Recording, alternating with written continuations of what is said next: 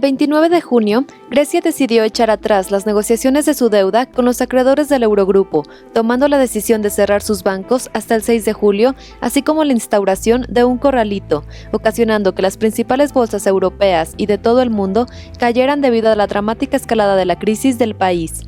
Dicha crisis se originó cuando los líderes europeos no permitieron a Grecia caer en impago en 2010 y, al contrario, prestaron más dinero a Atenas con condiciones para que se siguiera pagando a los bancos del resto de Europa durante otros 2 años. En consecuencia, se perjudicó aún más la economía griega al aumentar drásticamente su deuda, lo cual llevó a los ciudadanos a cambiar a sus dirigentes, dándole el triunfo a Alexis Tsipras y su partido Syriza, quienes llegaron al poder con la promesa de poner fin y revertir las medidas de austeridad, devolver la dignidad al pueblo griego y eliminar la mitad de la deuda de la nación. A pesar que desde febrero el actual gobierno había presentado propuestas viables que permitieran a Grecia pagar su deuda, las mesas de negociaciones se rompieron cuando Tsipras acusó el 26 de junio a sus acreedores de actuar contrariamente a los principios de la Unión Europea, en modo de chantaje y ultimátum, por lo que lanzó la convocatoria a un referéndum sobre el contenido de las propuestas de los socios y llamó al pueblo a dar su voto al no al plan de pago impuesto. El 30 de junio, el ministro griego de Finanzas, Yanis Varoufakis, confirmó que Grecia no pagaría al Fondo Monetario Internacional los poco más de 1.500 millones de euros que debía pagar como límite hasta la medianoche de ese día, aunque dijo tener la esperanza de alcanzar un acuerdo con los acreedores internacionales.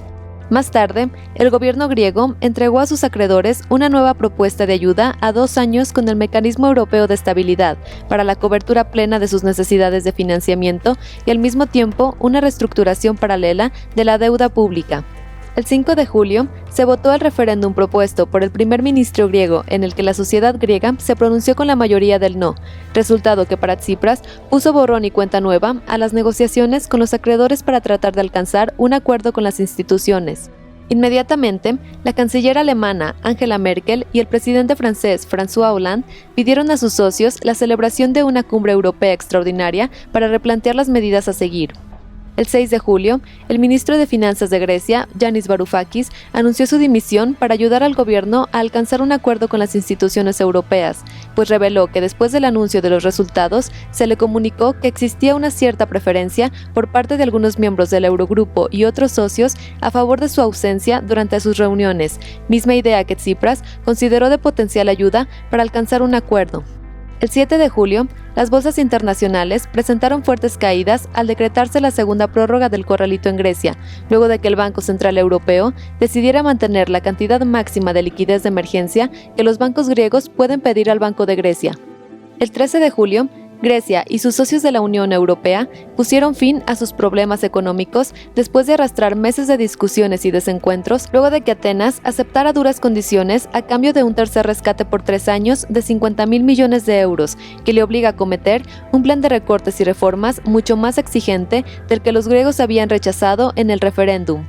Entre los puntos del acuerdo, se decretó que Grecia no abandonaría la Unión Monetaria Europea y aunque la Unión Europea se dijo dispuesta a alargar los periodos para que Grecia devolviera el monto de lo que debe a los acreedores, dejó claro que no quitaría ni un euro más a la cantidad de deuda. Yanis Varoufakis, exministro de Finanzas griego, acusó de tratado de capitulación el acuerdo, ya que dijo que está pensado como una declaración que confirma que Grecia aceptó convertirse en un súbdito del Eurogrupo. El 16 de julio, el Parlamento griego aprobó las primeras medidas de recortes y reformas solicitadas por los acreedores de Grecia para poder hacer frente a sus vencimientos más urgentes. Luego de darse a conocer el tratado, el Fondo Monetario Internacional sugirió en un informe que Grecia presenta una deuda pública insostenible, por lo que es necesario poner en práctica medidas de alivio de la deuda que van mucho más allá de lo que Europa ha estado dispuesta a considerar, como el hecho de reducir la cantidad.